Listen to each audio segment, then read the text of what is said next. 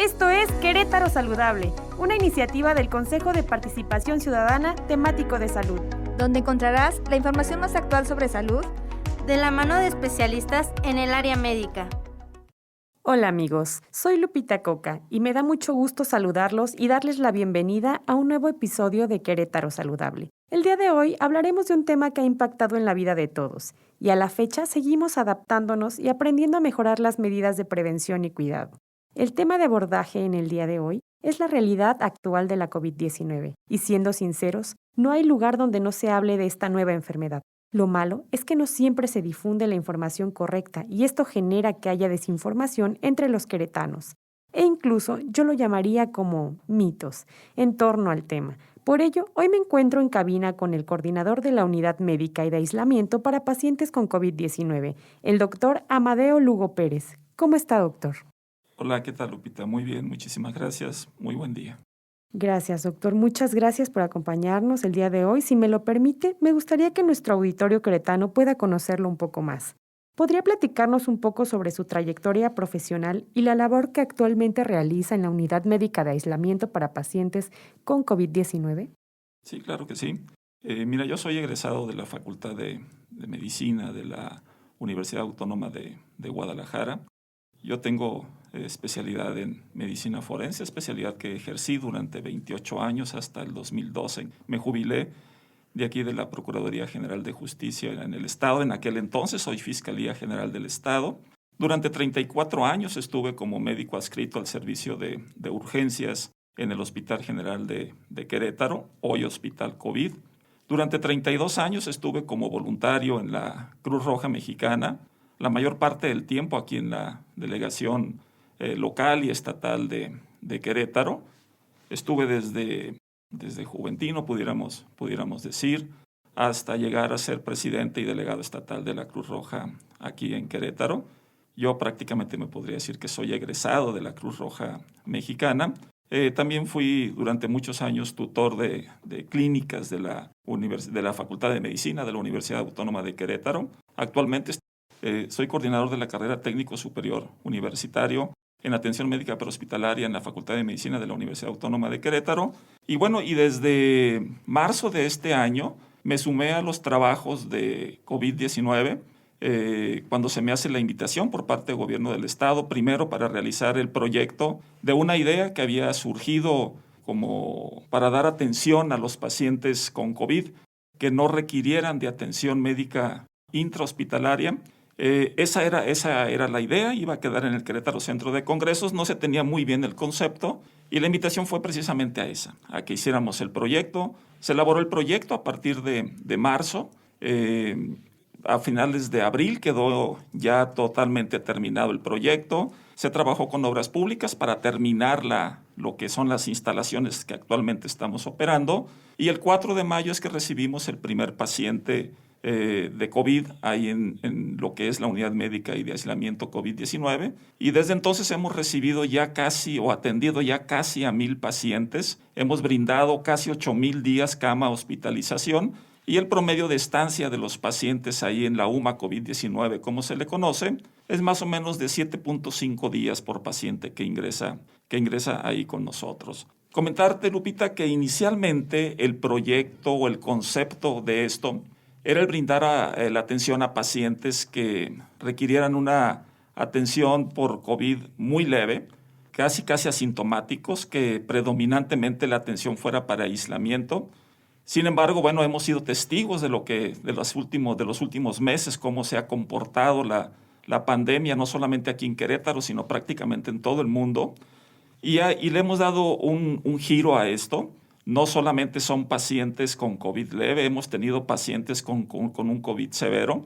Esto pasó de ser una simple unidad de aislamiento a prácticamente una unidad hospitalaria en donde tenemos que brindar esa atención en aras de que no se colapsen los sistemas del sistema de salud, en este caso el Querétaro, que nuestro sistema hospitalario se mantenga todavía con la capacidad para poder brindar esa atención, liberando precisamente estos espacios, ¿no? Para poder brindar atención a pacientes con un COVID severo, como es los que se atienden ahí en el Hospital COVID, antes Hospital General de Querétaro, Y bueno, básicamente es lo que hemos estado atendiendo últimamente, pacientes de moderado a críticos incluso en la UMA COVID-19. Y bueno, ese es parte de los objetivos que nos hemos trazado. Además de brindarles una atención, fue muy claro, muy preciso el señor gobernador al decirnos que debería de brindarse una atención integral, una atención digna, y creo que se cuenta con todo para así hacerlo. Tenemos el personal médico, el personal de enfermería,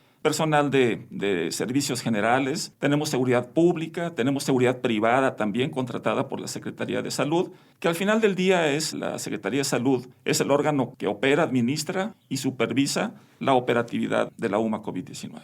Muy bien, me impacta mucho su historial académico, doctor. Me impacta su trayectoria y que a pesar de todo esto ha sido un reto grande para usted estar al frente de un proyecto como lo es la Unidad Médica de Aislamiento. Nuestro entero reconocimiento, doctor. Quiero permitirme preguntarle a usted, como coordinador de este centro, ¿cómo nace la Unidad Médica de Aislamiento? ¿Cuáles han sido los retos que se han afrontado al velar por el bienestar de los pacientes COVID-19 que aquí se reciben? Que bien ya nos contaba un poquito de por qué nace la Unidad Médica, pero ¿cuál ha sido su más grande reto al estar al frente?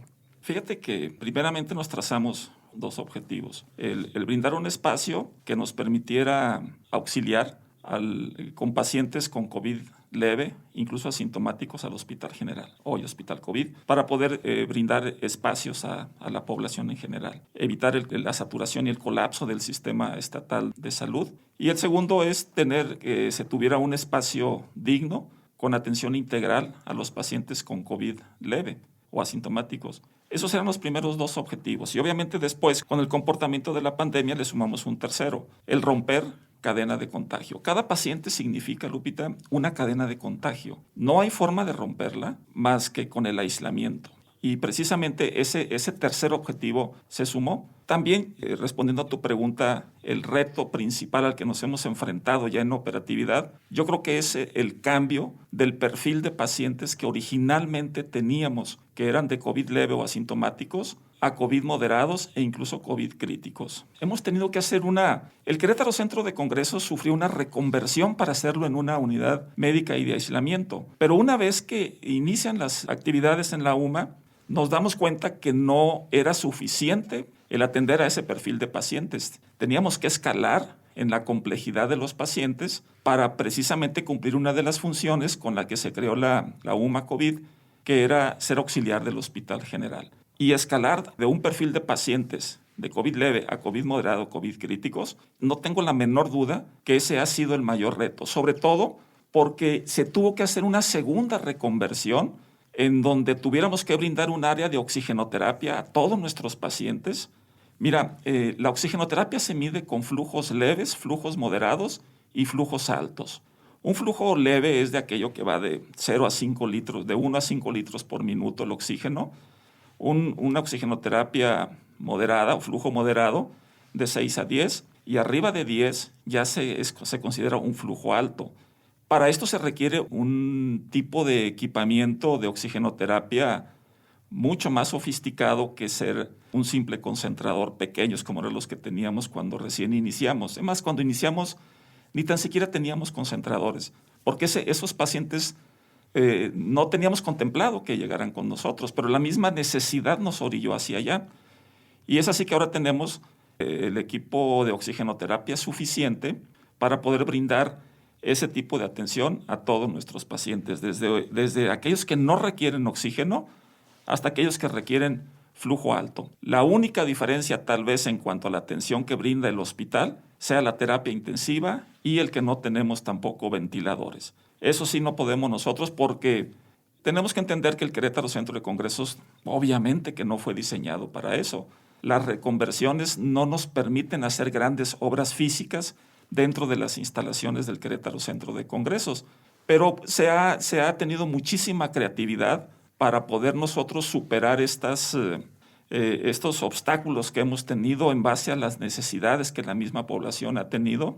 Y créeme, Lupita, que no se ha escatimado una sola inversión, un peso de inversión para poder escalar a lo que se ha tenido la necesidad. Es impresionante cómo se han sumado todas las dependencias estatales para poder nosotros poder brindar y seguir brindando el servicio que ahora se está dando. Y bueno, yo espero que no tenga que ser por mucho tiempo, porque el decir que sea por mucho tiempo es que quiere decir que se está alargando el sufrimiento de todos, particularmente de aquellos que padecen esta enfermedad.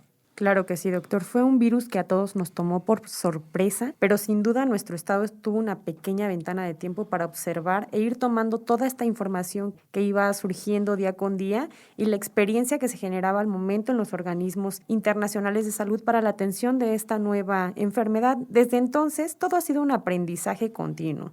No ha sido fácil para la sociedad queretana adaptarse a la nueva normalidad, ni para ustedes que están al frente en la primera línea. Doctor, ¿cómo considera usted que los queretanos han tomado las medidas de prevención frente a esta pandemia y qué necesitamos reforzar en casa y con nuestros conocidos, amigos y familiares? Mira, Lupita, como en todo, habemos aquellos, procuramos hacer lo que a nosotros nos corresponde bien, pero también debemos de reconocer que hay en muchos lugares la gente ha dejado de hacer lo que le corresponde. Podemos nosotros entender lo que por su situación económica, social, lo que tú quieras, no puedan cumplir con las medidas sanitarias. Eso es una explicación, pero no es una justificación. Creo que todos, principalmente quienes nos dedicamos a la salud, hemos hecho nuestro máximo esfuerzo.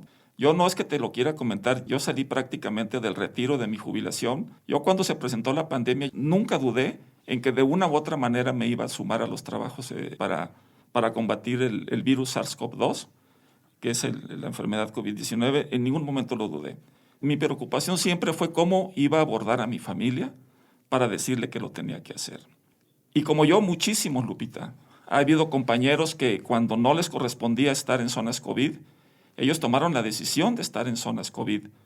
Hay otros que, bueno, atendiendo a sus necesidades de salud, pues optaron por no sumarse.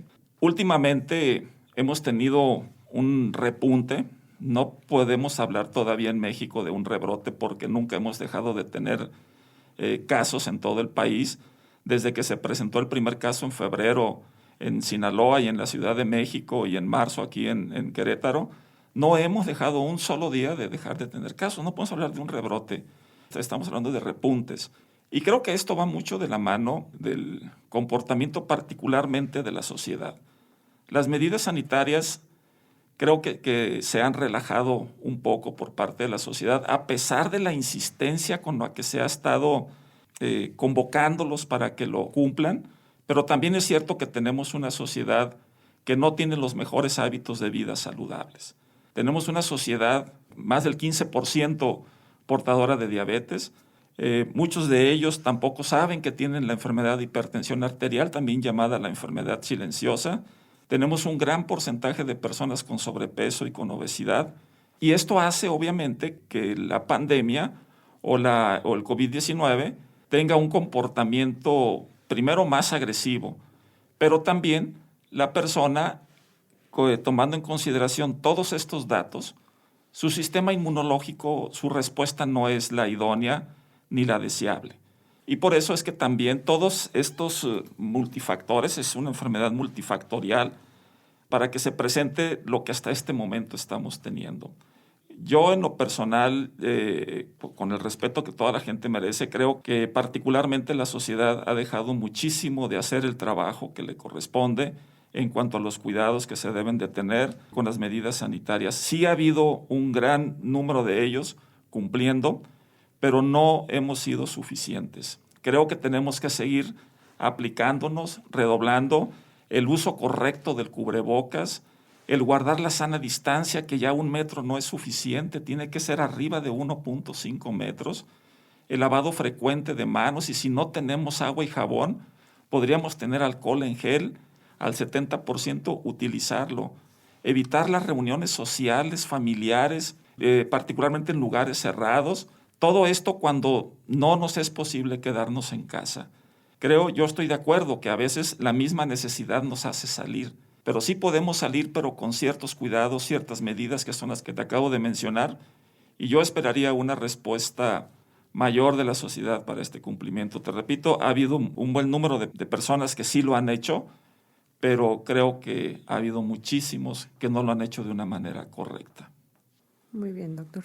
Sabemos que el hablar de COVID-19 y del mismo virus SARS-CoV-2 ha generado una resistencia en la población y respecto a esto se dice que hay varias cepas de este virus. ¿Qué entendemos al decir que existen diferentes cepas del virus? Y entonces, ¿puedo contagiarme más de una vez de alguna cepa distinta del virus?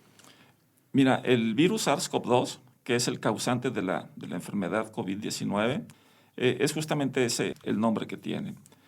Pero cuando ese virus permanece durante mucho tiempo y además el número de contagiados está siendo cada vez mayor y se mantiene al alza, es un factor de riesgo para que el virus pueda mutar y puedan surgir las nuevas cepas del virus, como la primera que se detectó en Gran Bretaña, en Inglaterra, pero también tenemos en otros lugares del mundo ya nuevas cepas, como es en Brasil, aquí en América, como es en Portugal, como es en Sudáfrica, incluso en Japón tenemos nuevas cepas.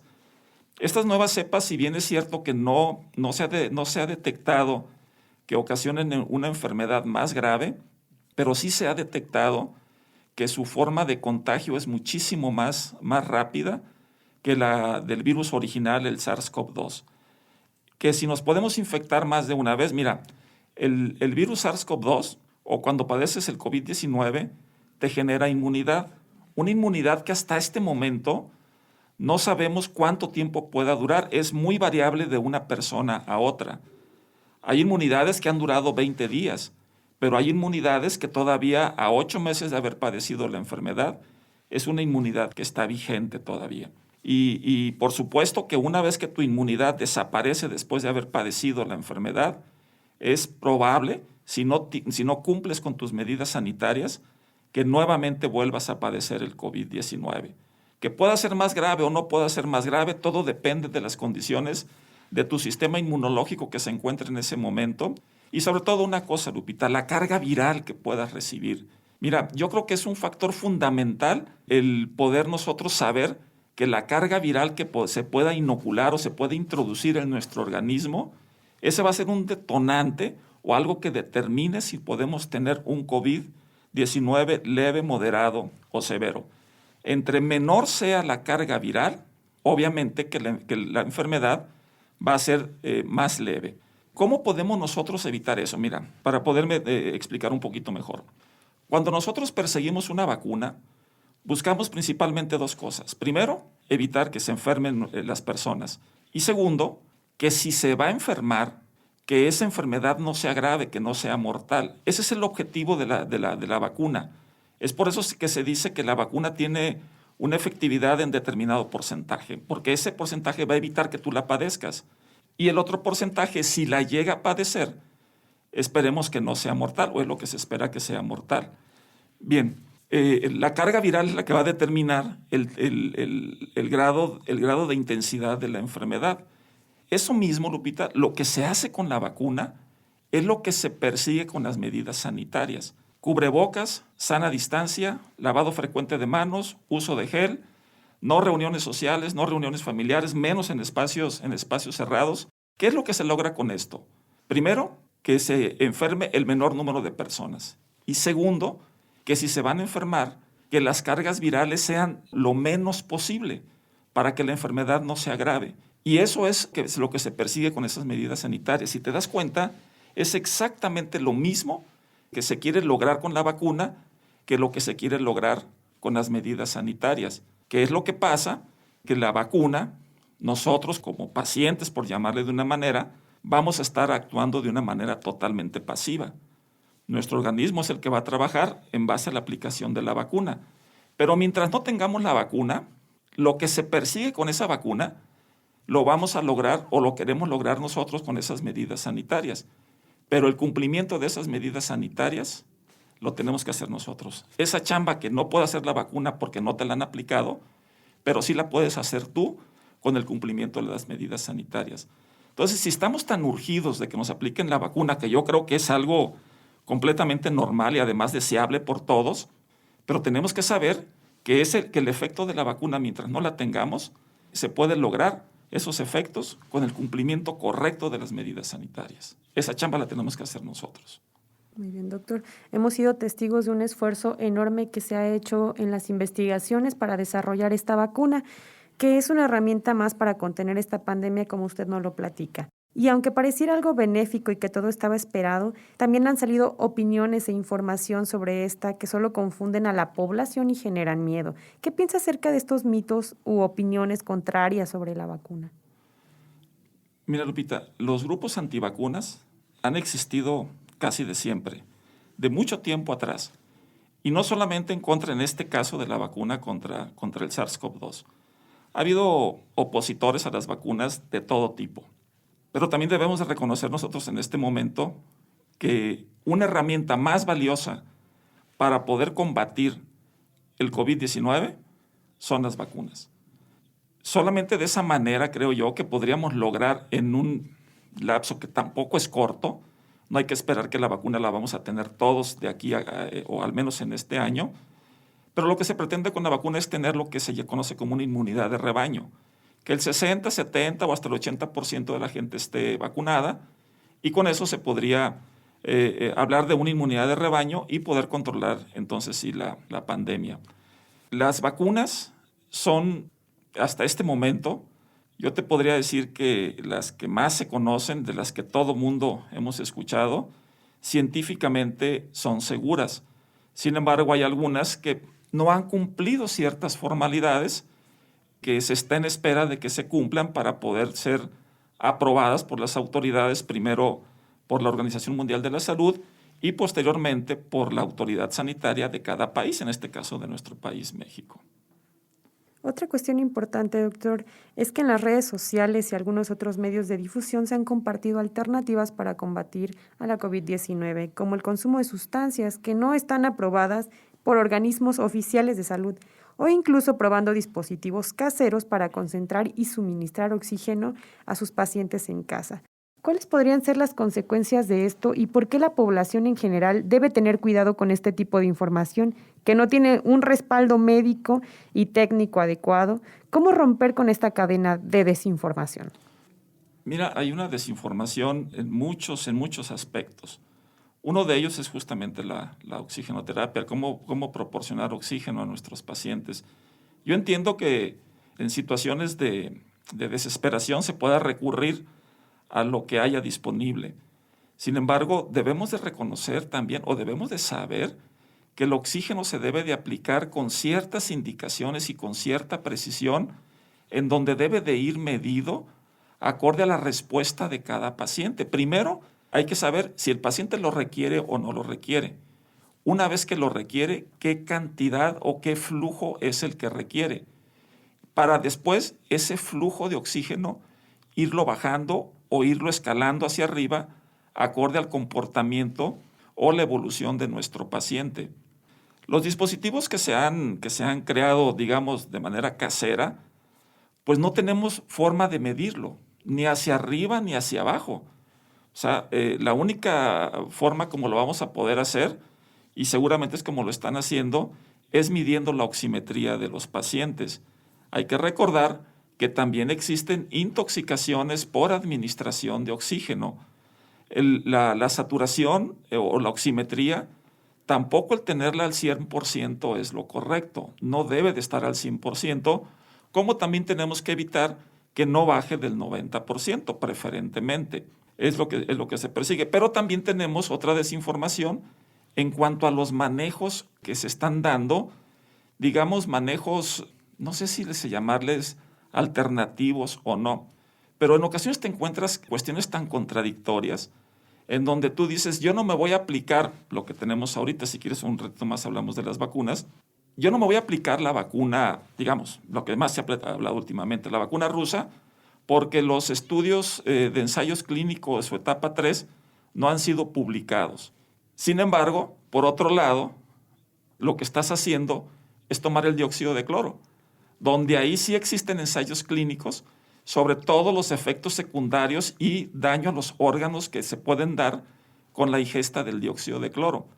Entonces, es lo que tú dices, o sea, es toda esa desinformación que se está dando en el entorno, no solamente de las vacunas y del manejo, sino de toda la enfermedad de todo lo que es la pandemia, en donde en ocasiones también denota un tinte político, ¿no? Ahorita tenemos que entender que el problema es sanitario y hay que atender esta pandemia exclusivamente como algo sanitario, como un problema sanitario y dejar las cosas políticas para otro momento. Pero este no debe de ser un tema que se ocupen de esa manera de él. Gracias. Por otro lado, tenemos un sector de la población que desgraciadamente le ha tocado vivir las dificultades de esta enfermedad e incluso ha experimentado alguna pérdida de familiar, amigo o algún conocido cercano. Sin duda, esto nos ha generado muchas emociones a las cuales no nos habíamos enfrentado antes. Doctor, usted que se encuentra en esta llamada primera línea de atención, ¿qué tan real es que haya un impacto psicológico en los pacientes COVID y sus familias? ¿Y qué estrategia se ha implementado en los pacientes en la unidad médica de aislamiento para brindarles apoyo?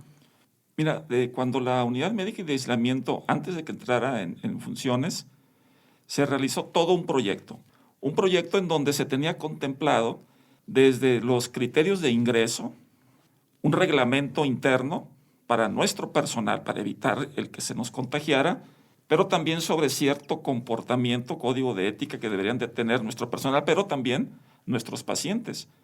Y desde un inicio se les hace saber todas estas situaciones que se deben de guardar. También se generaron una serie de protocolos para dar todo tipo de atención. Y por supuesto que desde un inicio sabíamos que un pilar fundamental que requería ser atendido era precisamente la salud mental, porque teníamos el antecedente de lo que estaba pasando. Como tú bien dices, tuvimos un margen para podernos preparar de lo que se dio primero en China, lo que se dio después en Europa y después que iba a llegar con nosotros en América, en México, que sabíamos que se tenía que presentar. Eso a nosotros nos permitió de cierta manera ver cuál iba a ser el comportamiento.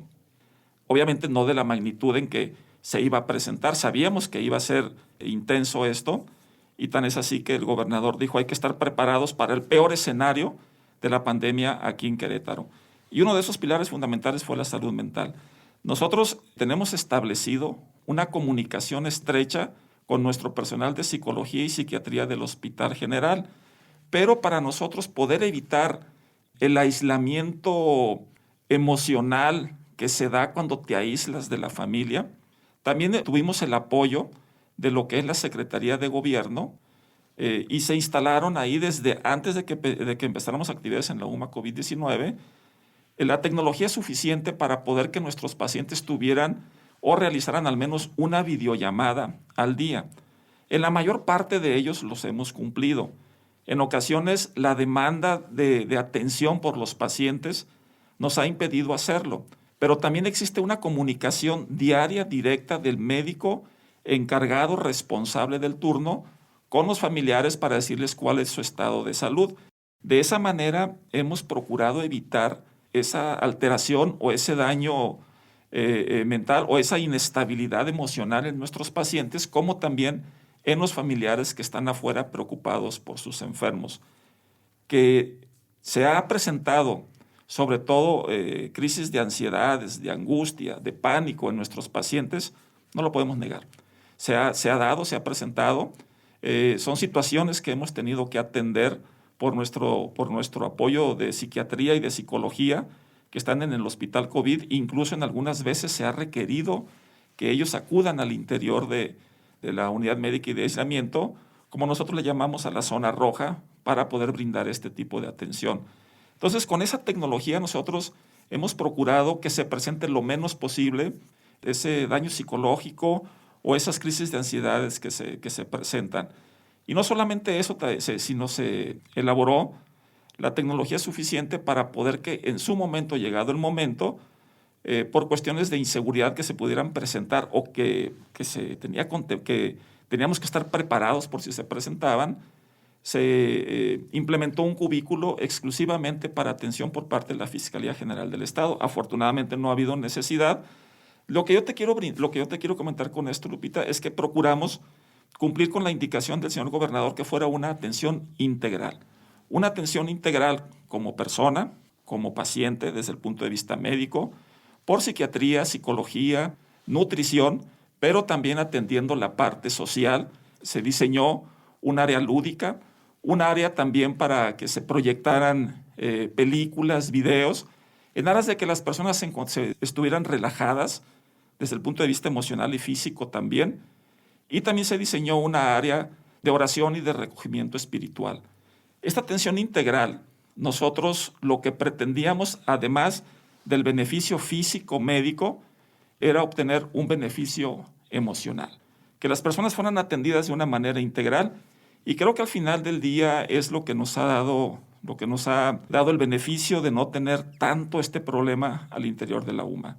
Sí lo hemos tenido, no lo negamos, pero creo que es parte del comportamiento de la enfermedad por las condiciones en que se tiene que brindar la atención a nuestros pacientes. Bueno, doctor, nos damos cuenta en toda esta charla que es un tema complejo, que como profesionistas que estamos al frente con los pacientes COVID-19 ha sido todo un reto y como personas ha sido una carga increíblemente difícil. Ya para concluir, doctor, ¿qué mensaje podría darle a la población queretana para continuar haciendo frente a esta situación? Lupita, no tenemos más que sumarnos con lo que nos toca. El cumplimiento de las medidas sanitarias mientras no tengamos la vacuna. Incluso después de que se nos aplique la vacuna, las medidas sanitarias no desaparecen. Las medidas sanitarias tienen que seguir hasta cuando las autoridades nos den la indicación de la que la pandemia ha sido controlada. Yo te quiero decir que muchas de las acciones que como medidas sanitarias se han implementado llegaron para quedarse. Creo que el comportamiento que vamos a tener nosotros en lo sucesivo, mucho de lo que hoy estamos haciendo van a prevalecer seguramente por el resto de nuestra vida. Pero mientras no tengamos un control de la pandemia, Lupita, hay que seguir cumpliendo lo más que podamos con las medidas sanitarias. Uso correcto del cubrebocas, sana distancia mínimo de 1.5 metros, lavado frecuente de manos con agua y jabón, si no lo tenemos, el uso frecuente de alcohol en gel, el evitar reuniones sociales, reuniones familiares, pero si por favor sí lo pueden hacer, hay que quedarnos en casa. Que la movilidad disminuya lo más que se pueda. No tenemos otra forma de controlar la pandemia que no sean esas. O es con la vacuna o es con las medidas sanitarias. Repito, aún después de vacunados, esas medidas sanitarias deben de seguir prevaleciendo hasta que la autoridad sanitaria diga que la pandemia está controlada. Hasta ese entonces tenemos que colaborar. Esa es la responsabilidad que tenemos nosotros como sociedad, Lupita. Esto lo tenemos que enfrentar de una manera corresponsable. No todo se lo podemos dejar al Estado, no todo se lo podemos dejar a la autoridad. Tenemos que dar cumplimiento con lo que nos corresponde a nosotros como sociedad.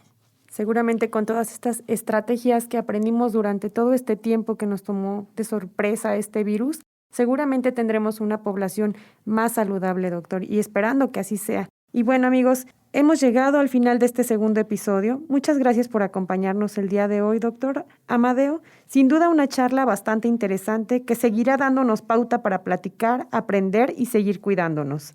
¿Algo más que le gustaría agregar, doctor? Lupita, sí me gustaría agregar el tema de las vacunas. Creo que no quedó del todo claro. Yo quisiera ser muy enfático en este tema. Las vacunas es la herramienta más importante que en este momento vamos a tener para poder aspirar a un buen control de la pandemia. Creo que en este momento a la vacuna que podemos aspirar por la información que hemos tenido del gobierno federal es la vacuna rusa, a la cual mucha gente empieza a hablar cuando realmente no tenemos la información suficiente, que ese es otro tema. Yo lo que les quiero decir es que las vacunas primero son seguras, su margen de protección es alto.